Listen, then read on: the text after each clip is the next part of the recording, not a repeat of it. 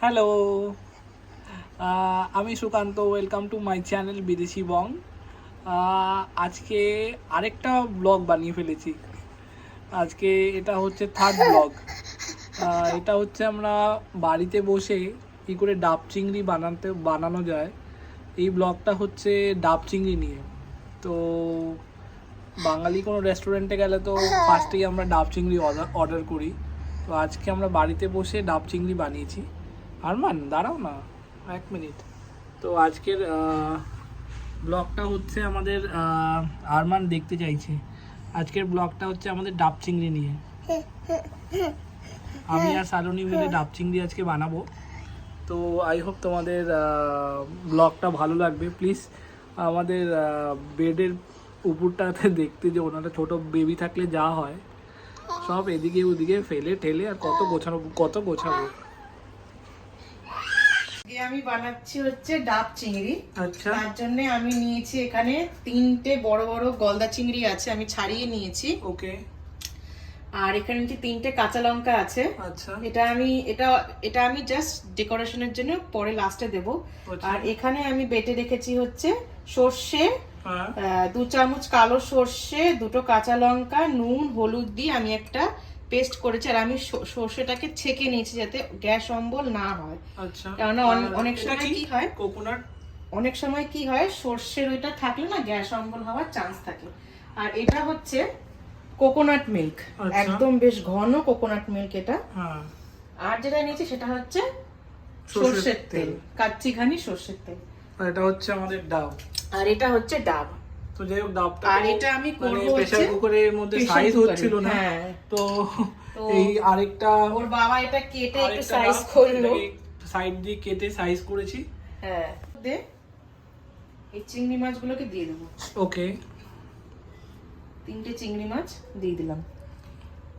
ওকে। চিংড়ি মাছগুলো আমি একটু ছেঁকে নিয়েছি বলে এরকম জলছালা, যাতে অম্বল না হয়। এটা অনেকে ছাকে অনেকে ছাকে না, কিন্তু আমি এটা ছেঁকেছি কেননা আমার হাজবেন্ডের একটু দুধ। আচ্ছা, এর মধ্যে দিয়ে দিলাম নারকেলের দুধ। এবার এটা ভালো করে আমি মিশিয়ে নিচ্ছি। ওকে। খুব ভালো করে এটাকে আমি মিশিয়ে নিলাম। এই যে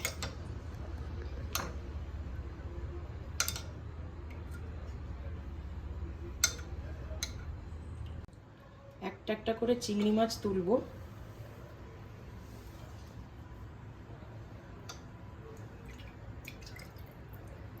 এটাতে তো আমরা ডাবের জলটাও দিতে পারি।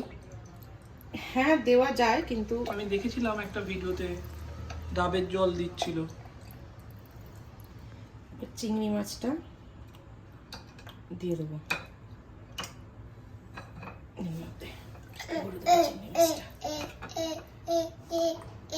আরেকটা চিংড়ি মাছ আমি তুলে দিয়ে দিচ্ছি এর মধ্যে। আমি 3টেই দিয়ে দিচ্ছি একবারে। আমি 3টে চিংড়ি মাছই একেবারে দিয়ে দিচ্ছি। এদিকে আমার ছেলে খুব দুষ্টুমি করছে, একটু ডাবের জল দিয়ে দাও এর মধ্যে। দিচ্ছে। আগে কাঁচা লঙ্কা দিয়ে দিচ্ছি 3টে। আচ্ছা, বাহ, দেখতেও সুন্দর লাগছে। আর দেবো হচ্ছে সর্ষের তেল। সর্ষের তেল তো দিলে না তুমি? দিয়েছি, তাহলে ঠিক আছে, সর্ষের তেল।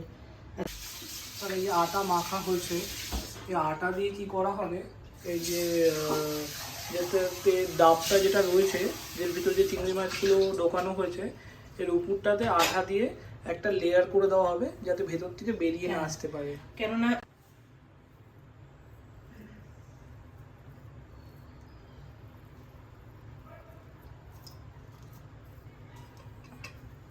এই তো হচ্ছে, আমার মুখের উপরটাতে দিয়ে দাও তাহলেই হবে। বেশি চেপো না, দাঁড়াও, মুখটা তো ফাঁকা রয়ে যাচ্ছে। এই যে আমি আটাটা লাগিয়ে দিয়েছি চারিপাশ দিয়ে। এইবারে এটা এর মধ্যে দিতে হবে হচ্ছে একটু জল দিয়ে এটাকে বসিয়ে দিতে হবে। সিটিটা কিন্তু তুলে দিতে হবে। এবার প্রেসার কুকারে ঢাকনা লাগিয়ে দিতে হবে। হ্যাঁ, কিন্তু ঢাকনাটা লাগানোর আগে হুইসেলটাকে বার করে নিতে হবে। ওকে, বার করে নিয়ে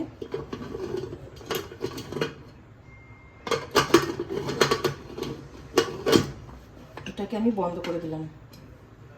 এটাকে হাফ অ্যান আওয়ারের জন্য সিমে বসিয়ে দিতে হবে। একদম সিমে এটাকে বসিয়ে দিলাম। ওকে, এটা এখন হাফ অ্যান আওয়ার হতে থাকবে, আর অবশ্যই হুইসেলটা খুলে নিতে। তো এবার জাস্ট ওয়েট করতে হবে হাফ অ্যান আওয়ার ওয়েট করতে হবে। আরমান খুব খুশি ডাব চিংড়ি খাওয়ার জন্য।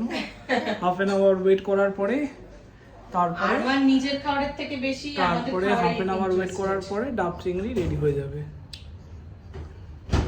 এবার আমরা আমাদের ঘরে চলে যাচ্ছি, একটু রেস্ট করতে হবে।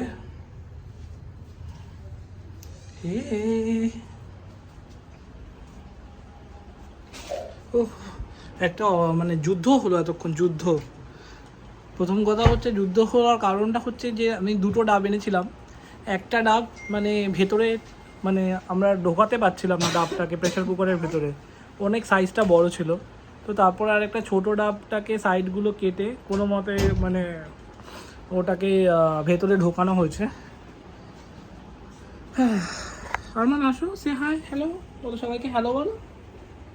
ওকে, আসো আসো আসো আসো, একটু টাটা করে দাও সবাইকে, টাটা করে দাও, টাটা করে দাও, টাটা করে দাও, টাটা করে দাও।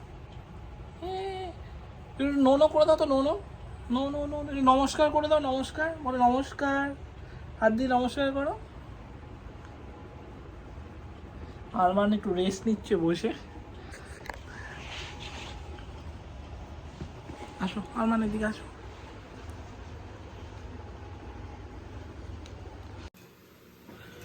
আমি জাস্ট চেক করতে এসেছি,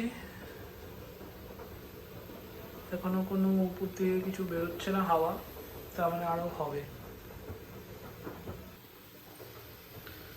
উপর দিয়ে হাওয়া বেরোচ্ছে। এবার মনে হচ্ছে এটা হয়ে গেছে, এবার দেখতে হবে খুলে।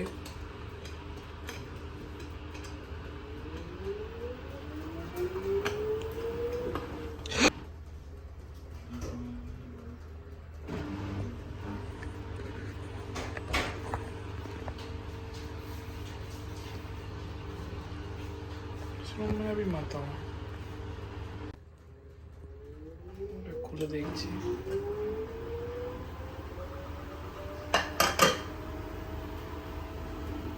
বার করলে বোঝা যাবে কিরকম হয়েছে অ্যাকচুয়ালি।